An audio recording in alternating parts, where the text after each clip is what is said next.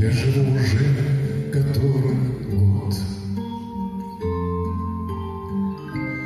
и с тех пор отсчет моих нечаянных потерь остановленный кого-то ждет.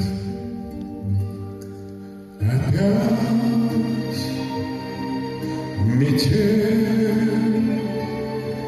и мается мною в темноте. Опять метель,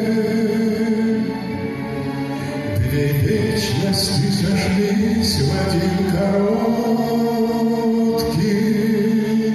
день. Короткий день.